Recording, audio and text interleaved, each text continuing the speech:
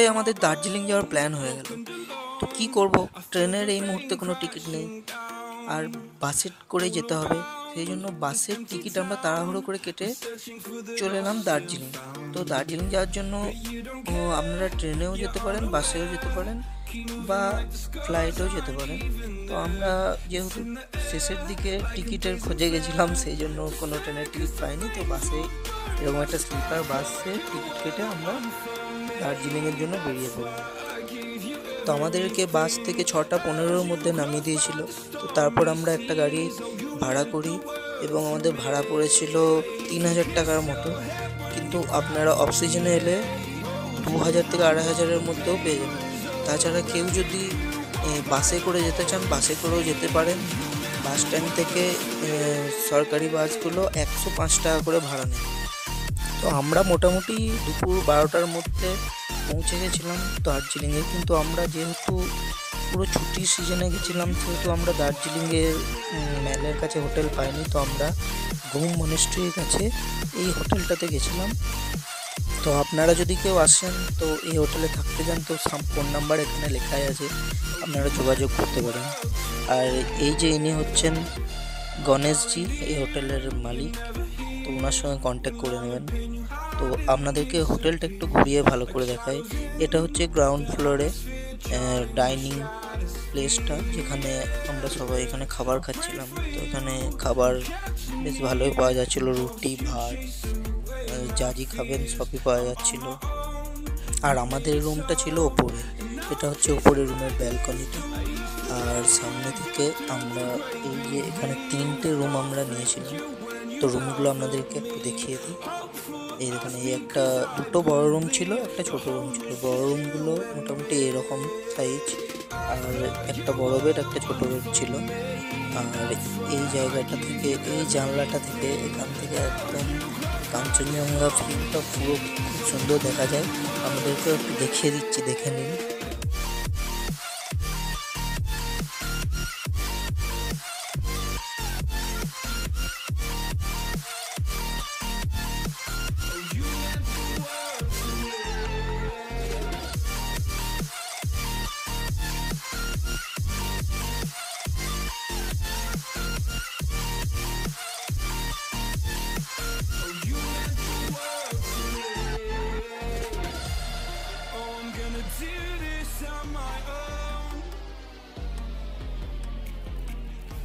আর এটা হলো বাথরুম। বাথরুমের ভেতরে খুব সুন্দর পরিষ্কারও ছিল, আর গিজারও ছিল। এখানে বেসিন আছে, একটা আয়না আছে, সব কিছুই পরিষ্কার পরিচ্ছন্ন ছিল। আর এরকম বড় রুম দুটো, আর এইদিকে একটা বড় রুম আছে, আর এখানে একটা ছোট রুম ছিল। 3টে রুম আমরা নিয়েছিলাম। তো যাই হোক, এখানে আমরা ভালোই ছিলাম, অসুবিধা আমাদের কিছু হয়নি। আর এই হোটেলের বাইরে থেকে এরকম দৃশ্য দেখা যাচ্ছিল। আমাদের দৃশ্যটা একটু দেখিয়ে দিই। আজকে আপনাদের একটা নতুন জিনিস দেখাবো, যেটা আমরা এখানে দেখলাম। চলুন দেখি। বাইরে নেপালের দিকটাতে এত সুন্দর লাগছে না লাইটগুলোতে, মনে হচ্ছে জোনাকি পোকা জ্বলছে।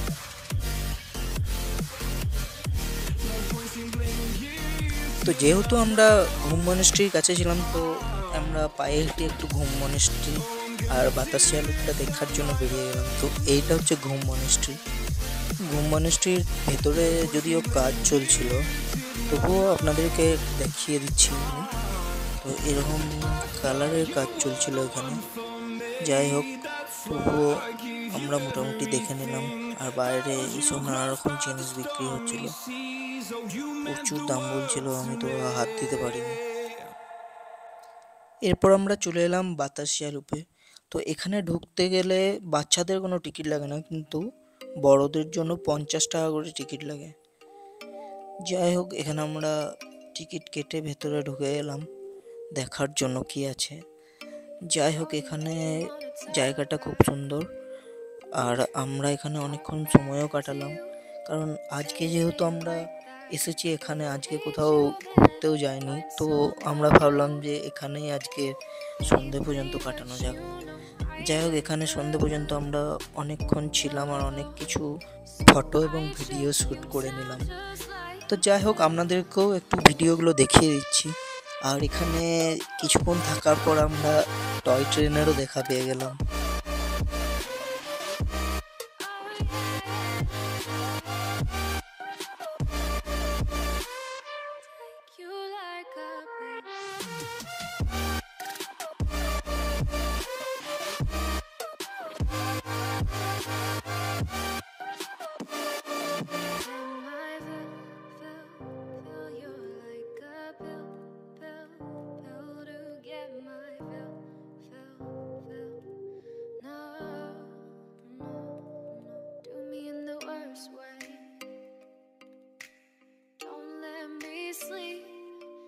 Say sorry.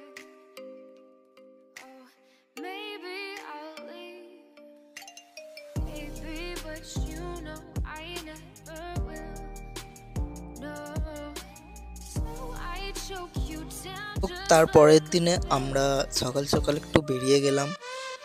তো আমাদের আজকে বলেছিল যে আমাদেরকে লামাহাটা ওই সাইডটা নিয়ে যাবে, লামাহাটা, তিনচুলি, তাগদা ওই সাইডটা।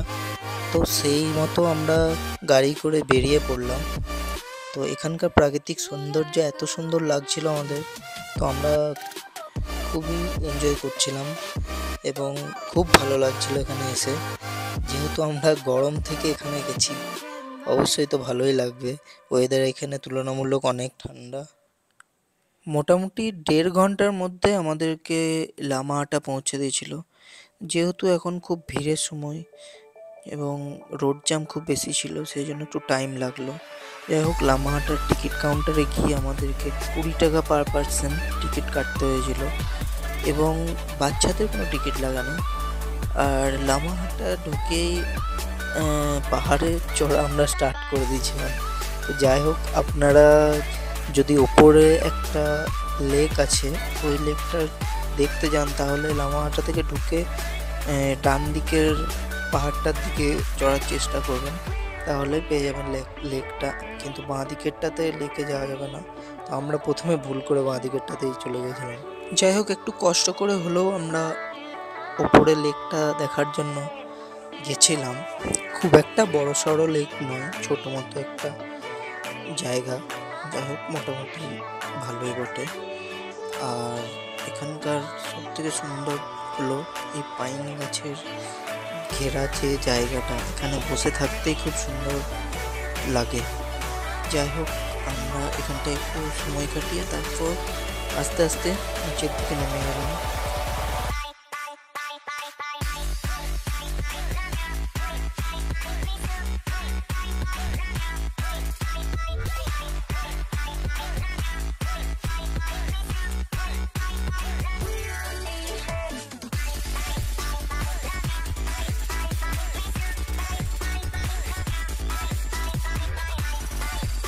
তো এরপর আমরা লামাহাটা থেকে বেরিয়ে গেলাম এবং আমরা যাচ্ছি তাগদা, তিনচুলিয়া এদিকে। তো এখানটায় আমরা একটু দাঁড়িয়ে এখানে ফটোশ্যুট করে নিলাম আর একটু ঘোড়ার পিঠে চেপে ঘুরে নিলাম। কিছুক্ষণ ঘোরার পর আমরা এখান থেকে বেরিয়ে যাই, যেখানে তাগদার একটা নানা রকম গাছের জায়গা আছে, অর্কিড, নানা রকম রেয়ার প্রজাতির অর্কিড এখানে আছে। এগুলো কিন্তু বিক্রি করে না ওরা এগুলো সংরক্ষণ করে রেখেছে আর কি। কিন্তু আমরা অনেক বললাম, কিন্তু কিছুতেই দিল না। এগুলো খুব রেয়ার, যেগুলো এখন আর দেখতেও পাওয়া যায় না। তো এরকম এখানটায় আমরা অনেকক্ষণ ঘোরাঘুরি করলাম, দেখলাম কী কী গাছ আছে। আর কিছু গাছ ওরা সামনে গেটের কাছে বিক্রি করছিল, সেগুলো আমরা 2-1টা কিনে আনলাম এবং এরপর আমরা এখান থেকে হোটেলে ফিরে যাই এবং হোটেলে খাওয়া দাওয়া করে তারপর আবার তার পরের দিনে আমরা যাব টাইগার হিল আর দার্জিলিংয়ের সাইট সিনগুলো করবো। তো সেই জন্য আমরা একটু সকাল সকাল এরপর শুয়ে পড়লাম, যাতে আমরা ভোর 3টের সময় উঠতে পারি। 3টের সময় ওঠার পর আমরা, তাতেও অনেক রোড জাম্পের জন্য দেরি হয়ে গেছিলো, সেই জন্য এই জায়গাটা থেকে আমরা সূর্যোদয় দেখতে এসেছিলাম। এবার সূর্যোদয় একটু দেখে নিন, কারণ আমরা যখন গেছি তখন সূর্যোদয় হয়নি। আর আমরা যাওয়ার পর একটু সূর্যটা বেরোলো, তারপর আবার মেঘে ঢাকা পড়ে গেল। যাই হোক, আমরা দেখতে পেয়েছি এবং এখান থেকে যে কাঞ্চনজঙ্ঘার দৃশ্যটা খুবই সুন্দর লাগছিল। চলুন আমাদেরকে দেখায়, আপনারা দেখে নিন, তারপর আমি আসছি।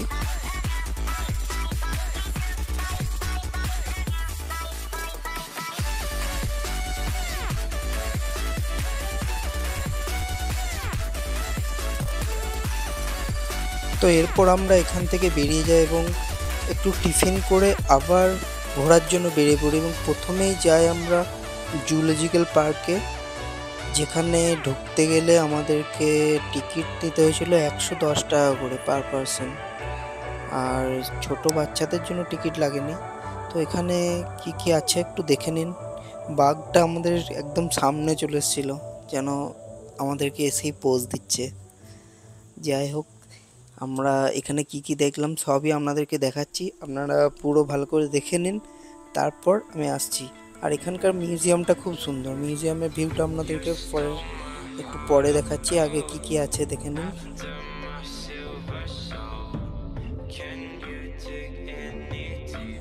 তো এই যে চলে এসেছি আমরা মিউজিয়ামের গেটের কাছে। তো এইটাই মিউজিয়াম, আর ওর ভেতরে যা যা আছে আপনাদেরকে পুরো দেখাচ্ছি আমি। তো দেখে নিন, এনজয় করুন। খুবই সুন্দর মিউজিয়ামটা, আমার খুবই ভালো লেগেছে, আশা করছি আপনাদেরও খুব ভালো লাগবে। তো আপনারা একটু দেখুন, আর মিউজিয়ামটা পুরো দেখানো শেষ হলে আমি আবার আসছি।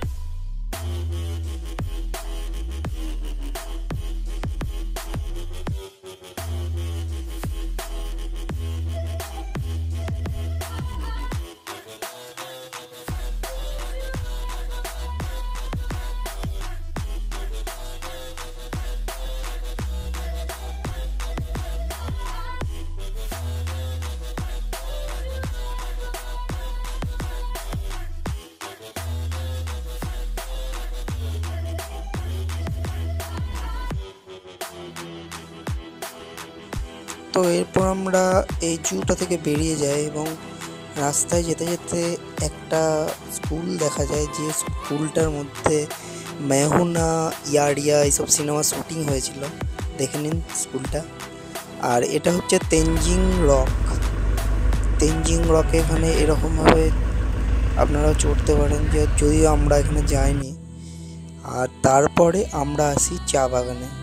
চা বাগানে আমরা অনেকক্ষণ টাইম স্পেন্ড করলাম। আর এখানে যেখানে দাঁড়িয়েছিলাম সেখানে চাও বিক্রি করছিল। এখান থেকে চা খেয়ে টেস্ট করে তারপর আমরা চা কিনে তারপরে নিয়ে গেছি। জায়গাটা খুব সুন্দর লাগছিল। আপনারা নিচেতেও যেতে পারেন চা বাগানের কাছে। এখানে আমরা অনেকক্ষণ সময় কাটালাম, চা খেলাম, 2-3 রকম চা টেস্ট করলাম, তারপর চা কিনে তারপর এখান থেকে আমরা রওনা দিই রক গার্ডেন।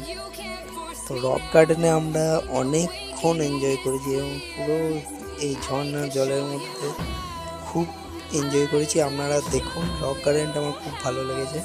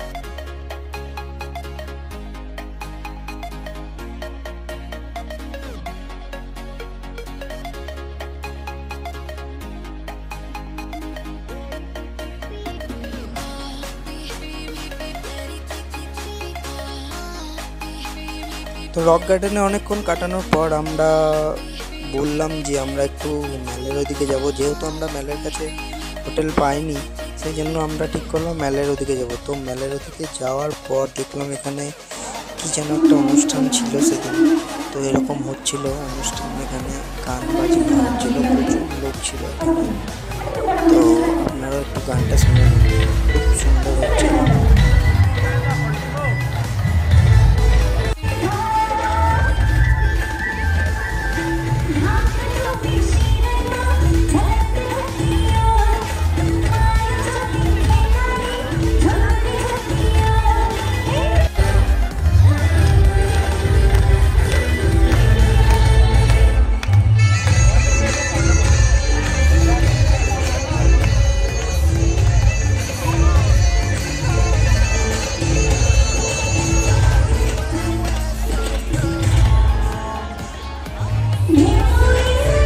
তো এখান থেকে বেরোনোর পর আমরা এখানে একটু টিফিন করে নিই। তো এখান থেকে বেরোনোর পর এই বাইরে ফুটপাতেও অনেক খাবারের দোকান আছে যেখানে চিলি চিকেন, পরোটা, চাউমিন সব কিছু পাওয়া যায়। তো এখন আমরা চলে যাচ্ছি, আজকে আমাদের যাওয়ার দিন। তো দেখা যাক, যাওয়ার দিনে বৃষ্টি পড়ছে, কি হয় দেখি কতটা কি ঘুরতে পারি। তো আজকে আমরা বাড়ি ফিরছি এবং আজকে আমরা কয়েকটা জায়গা ঘুরে তারপর বাড়ি ফিরব। তো এখানে ঘুম স্টেশনের পাশ দিয়ে হয়ে আমরা প্রথমে গেলাম লেপচা জগতে, যেখানে এত সুন্দর মানে পাইন গাছে ঘেরা, কুয়াশাচ্ছন্ন, এত সুন্দর লাগছিল এখানে গাছগুলো।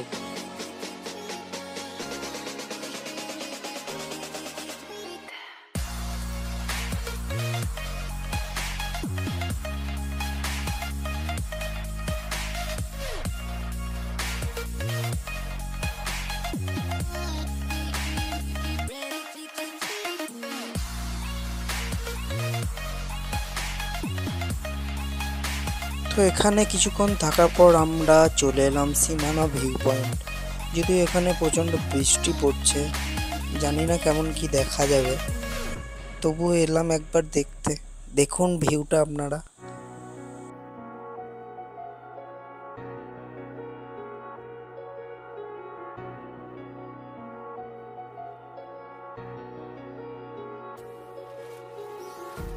আজকে সকাল থেকে বৃষ্টি হচ্ছে, আজকে জানি না আর কোনো পয়েন্টগুলো ভালো করে দেখতে পাবো নাকি।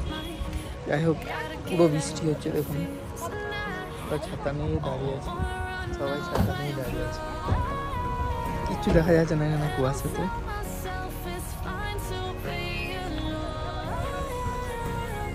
তো এখানে একটু ঘোরাঘুরির পর এখানে অনেক চকলেট বিক্রি হচ্ছিল, একটু চকলেট কিনে নিলাম সবার জন্য। তারপর এখানে দু একটা নেপালের কারেন্সিও কিনে নিলাম, দিয়ে আমরা এখান থেকে বেরিয়ে গেলাম একদম সোজা পশুপতি মার্কেটের পথে। তো পশুপতি মার্কেটের এখানে একটু চেকিং হয়, সবাইকে আধার কার্ড বা যে কোনো একটা ডকুমেন্টস আপনাদেরকে এখানে দেখাতে হবে। তারপর আমরা এখানে ঢুকে এই পশুপতি মন্দিরে গেলাম, আর পশুপতি মন্দিরে একটু ঘুরে দেখলাম। কিন্তু পশুপতি মার্কেটে জিনিসের এত দাম, আমরা কোনো কিছু হাত দিতেই পারি। তো এটাই বলবো আপনাদেরকে যে এখানে পশুপতি মার্কেটে কিছু কিনবো বলে আপনারা আসেন না, কারণ এত দাম এখানে আপনি কোনো কিছু কিনতে পারবেন না। আমরা এখানে একটু এই মন্দিরটা ঘুরে, দোকানগুলো একটু ঘুরে তারপর আমরা বেরিয়ে গেলাম এখান থেকে। এবং এখান থেকে গিয়ে আমরা যাব সোজা Mirik. Get me out of broken hearts and starting fights. তো মিরিক যাওয়ার আগে এখানে এই চা বাগানটাতে একটু আমাদেরকে দাঁড়িয়ে একটু খাওয়া দাওয়ার ব্যবস্থা হলো, খাওয়া দাওয়া হলো এবং এখানে আমরা একটু চা বাগানটা ঘুরে দেখছিলাম।